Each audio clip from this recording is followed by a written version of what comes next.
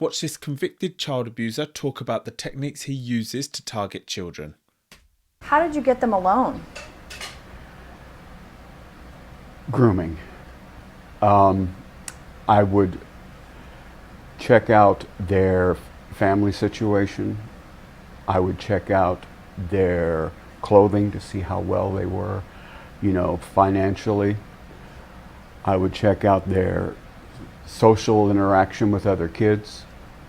When we were on the ballparks or on the gym floor, I would make sure which ones I wanted to molest. I would give them special attention, congratulate them, talk to them when I know that I would never be allowed to talk to anybody else. Aside from everybody, I would give them the attention that an official is not supposed to give anybody. And it made them feel like, wow, he's paying me attention. It is a direct form of grooming. Were there certain characteristics that you looked for in children before molesting them? In children, yes, but more I also looked at their families. If I thought the father was a threat, I would not approach the child. If I thought that the child had friends that he would tell, I would not approach him. If I thought the child had friends that were in the same capacity he was, I would approach him. For the simple fact that if I could molest him, I could lure him into believing, grooming him into believing that he would enjoy it. And therefore, I could manipulate him into having his other friends come and be molested by me as well. So perhaps a child that doesn't really have a whole lot of friends, maybe not really a strong family, things like that. Yes, no spiritual values, weak in education, needs help in many ways, even from split parenting, has a mother who may be having problems with the family, well, here comes superhero in to help out, wow, well, thank you very much. No problem. You ever need me to take them away for the night so you can have a night out? No problem. It works. Wow. Okay, so I've seen that video quite a few times. We actually play it in one of the trainings that I do, and it's shocking, but shouldn't be. It's shocking. I think it's shocking because it's so shocking to see somebody talk so candidly about it. The reason why I say it shouldn't be shocking is because I bet you, as you watched or listened to that, and now you reflect on it, none of it is surprising. He's not telling us anything that deep inside our hearts we don't know. Look at the start of the video where he says he will give them special attention. That makes any child feel good. That's hardwired into a child, into a child's necessity and desire to have special attention from adults that will, in inverted commas, care for them. Look how desperate, maybe is the wrong word, but look how I can't think of the right word right now, but look how everything the child wants is their parents' attention.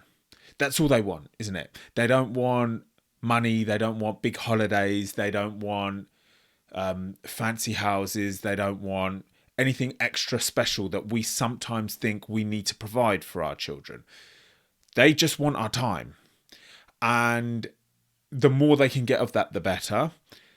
If there ever is a lack of that, people like this come and fill that space.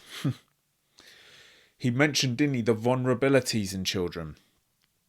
And he would see that, if there were vulnerabilities across the board. So they were struggling with friends, they were struggling in their home, they were struggling in their school life. He gave me the impression that he was working with children at some point. For those that are listening on your podcast app, just to give you an idea of this video, this is from a long time ago. This looks like it's from the 80s. So there would have been no internet at that point. And this is a convicted child predator is what YouTube is labeling the video as. And this guy is probably 60. And he is your stereotypical visual of what you think a child abuser would look like. You will see that I am refraining from not using the word predator. I do that on purpose these days because I feel like if I say child predator, or we use the term child predator, it will give us the impression that these are people who look like this guy, that look like the media has led us to think all child predators look like. No, we know through this work and the podcast that I release and everything else, we're now coming to terms with that this could be somebody in their 20s, in their 30s. This could be a family man with a wife and children. This could be well-to-do businessman who runs a successful company, maybe even with a community interest. It could be anyone, right? So I think predator leads us down the wrong road, and then we're missing signs that we should be not missing, I think, in people. So with that said, I am reviewing this video because I think, and have said on a number of occasions, the people that are committing the crime are the ones with the answers. The people who are openly admitting to either committing the crime or thinking about committing the crime are the ones with the answers. We, meaning me and other professionals who either comment or do this work or study this work or research this work, we are running around like headless chickens trying to find the answers, trying to work out what's going on, when we could just cut to the chase and get these people to talk openly like this, and they'll just give us all the answers. Now, the reason why I wanted to play the video in full at the start is because I just wanted to let you see what this guy was saying. And now what I want to do is I want to play it again, but I'm going to stop it at parts because there are so many things that I want to give my commentary over. So just bear with me. Let's play it again.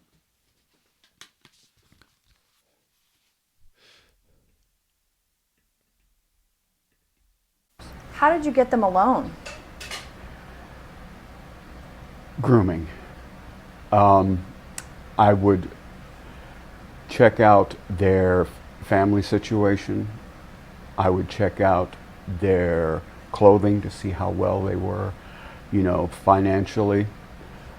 I would check out their social interaction with other kids. When we were on the ballparks or on the gym floor, I would make sure which ones I wanted to molest. I would give them special attention. Okay, so first of all, it's about targeting the vulnerable because they are easily led, easier to manipulate, and then easier to exploit. So this man's technique is to find the weaker children, maybe that's not the correct wording again, but find the children where he had an in, and then give them special attention because he considers those who have got issues at home, issues with family, issues with making friends, they've got more of a need for that special attention. They will turn towards that special attention sooner than those children who are maybe got solid homes, got the opposite of what he just said, right? Got the opposite of what he just said.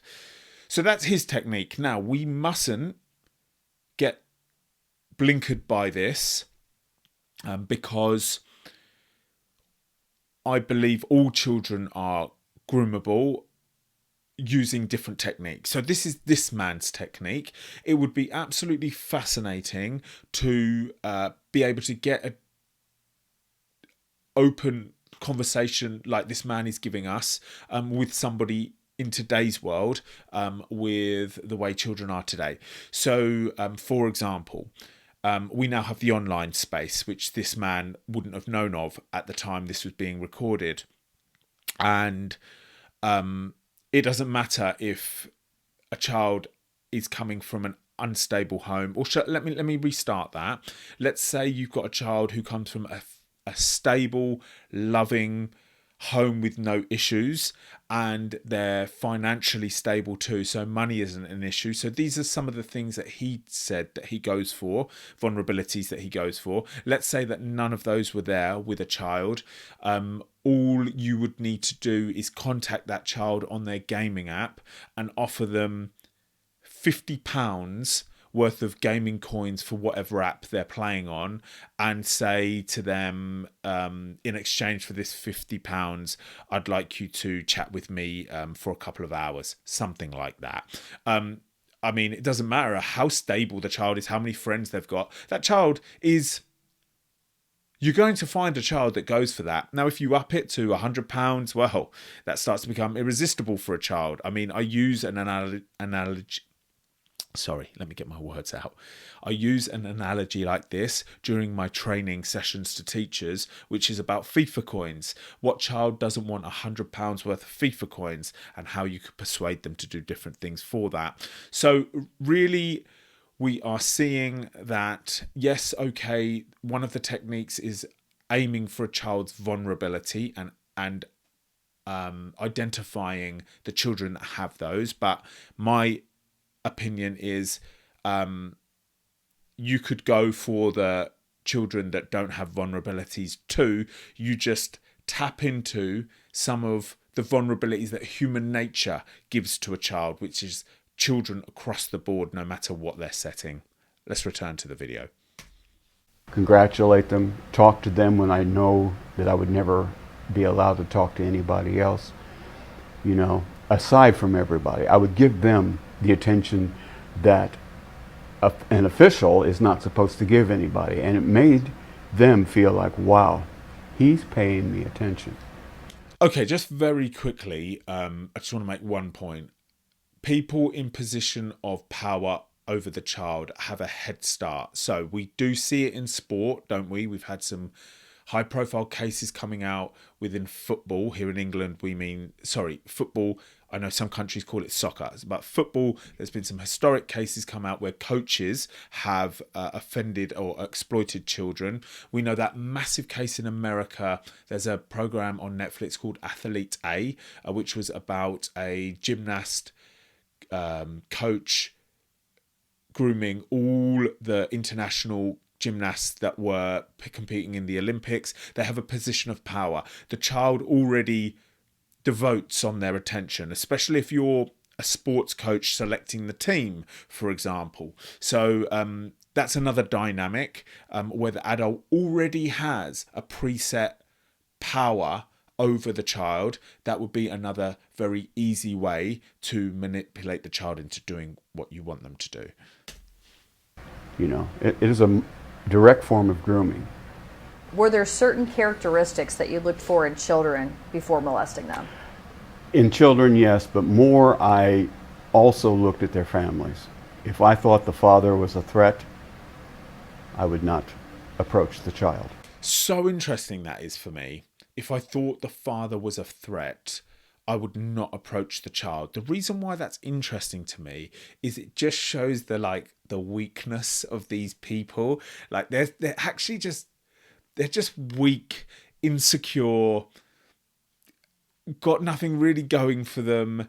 inside of their own head. I'm talking about, like, okay, so I gave the example of like successful workers and businessmen doing this crime as well. Yes, I did. So maybe I've just contradicted myself slightly there, but it's like there's something empty or what am I trying to say here? There's something weak about them. So this man says, I wouldn't go for anyone with a strong father, because they'd be worried, or that's a barrier. Actually, that's what it is, isn't it? A strong father in the home that would be a threat. That's a barrier. Remember, we've got to remember this for context. There was no internet at the time this video was being recorded, so that's a barrier. Because if they're going to groom one of their children, they don't want to be violently attacked if they get caught. I'm sure that's one of the things, but maybe a strong father in the home would be somebody who is protecting the family home, maybe something like that. That's really interesting, actually, the more that I think about it, isn't it? Okay, we'll continue. If I thought that the child had friends that he would tell, I would not approach him. If I thought the child had friends that were in the same capacity he was, I would approach him. For the simple fact that if I could molest him, I could lure him into grooming him into believing that he would enjoy it. And therefore, I could manipulate him into having his other friends come and be molested by me as well. Wow, it's like a full operation, isn't it? You know what we're seeing in summary here with regards to the children that would be targeted is one of the elements is confidence, isn't it? So if we've got confident children in the face of what's appropriate and inappropriate with regards to interactions with adults, then we set a situation up that people like this man wouldn't go near these children who have been equipped with the tools and the knowledge and are confident in the face of this, because they don't want they don't want to risk approaching a child that will tell someone. So it's the opposite of the vulnerabilities, isn't it? So we talked about him targeting children that have a list of vulnerabilities, but if you so that's like one list. I'm trying to think about how to explain what's in my head.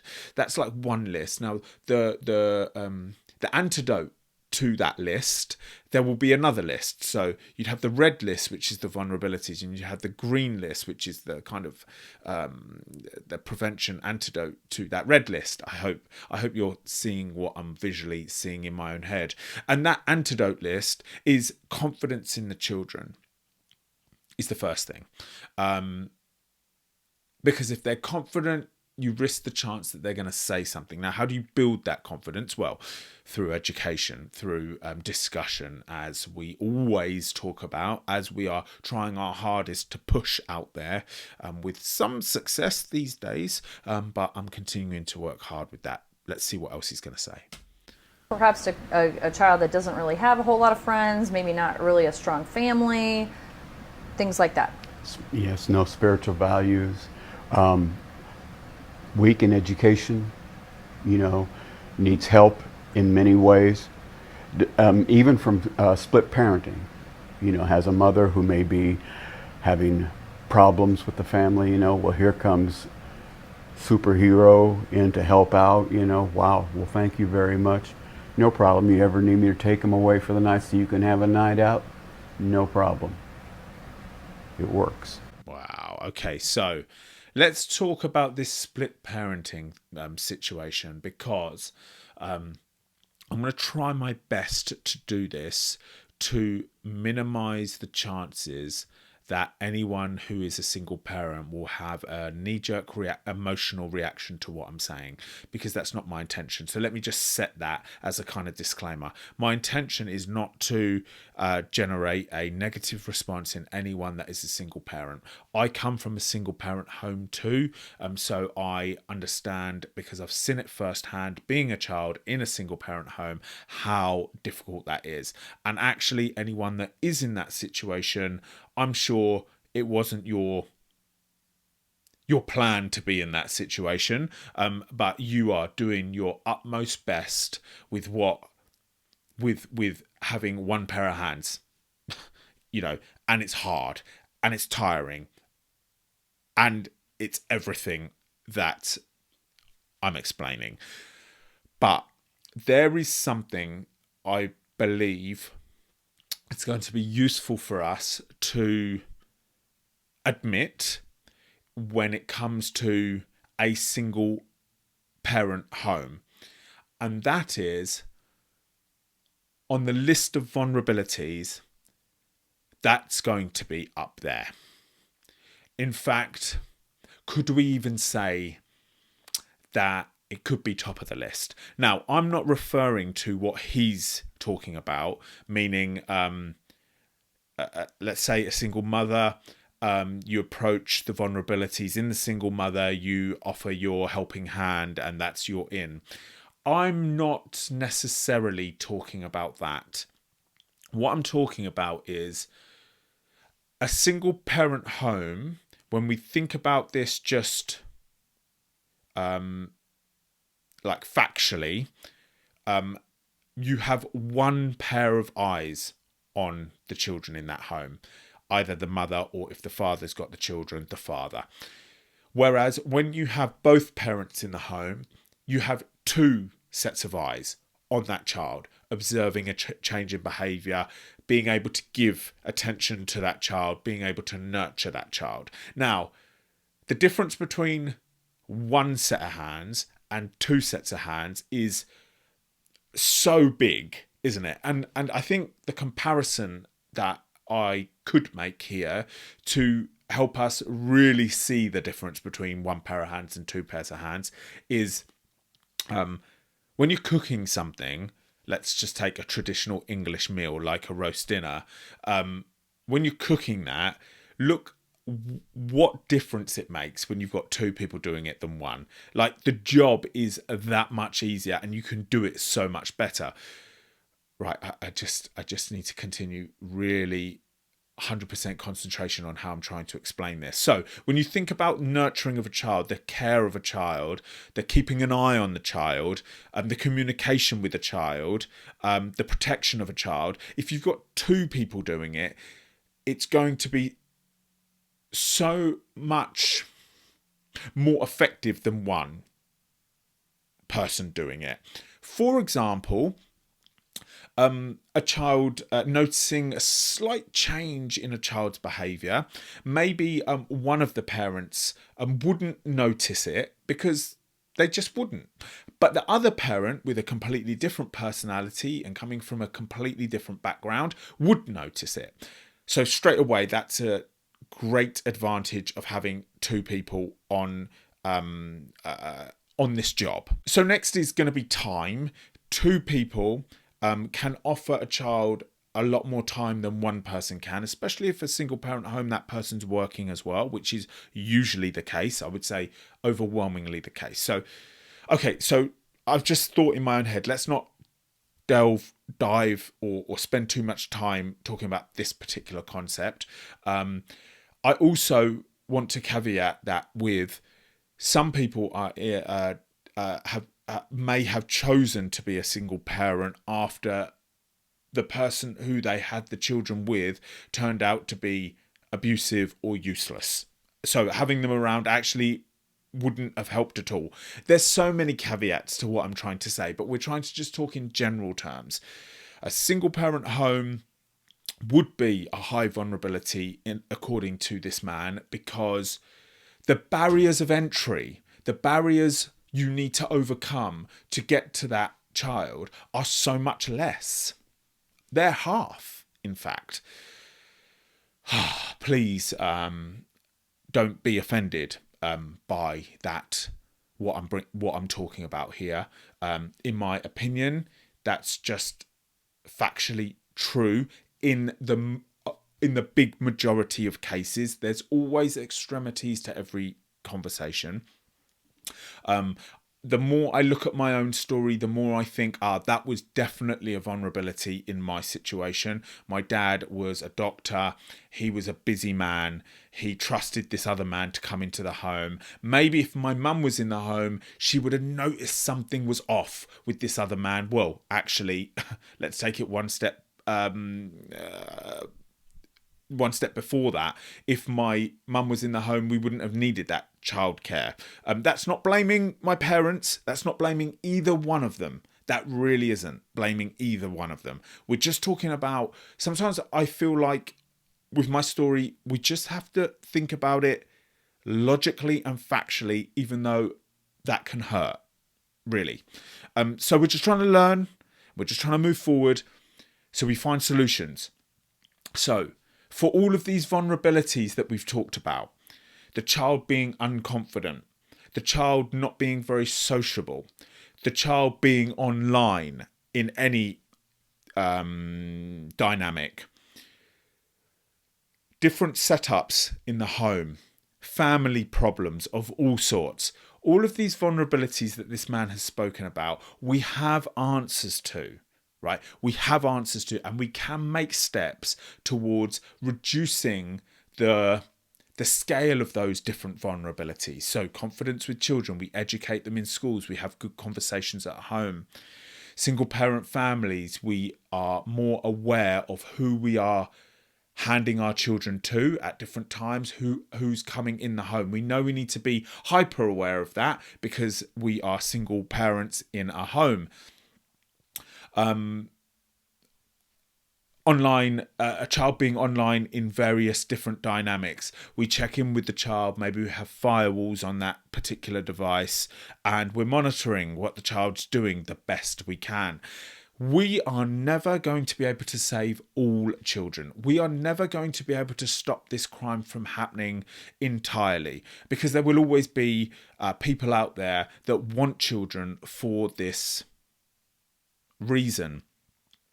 But we just have to do our best. There will always be children that fall through the cracks. And I think if we just set that as a baseline, like, expectation, then we feel less hopeless. There are always going to be crimes committed, but we need to do our absolute best to ensure that they're not committed.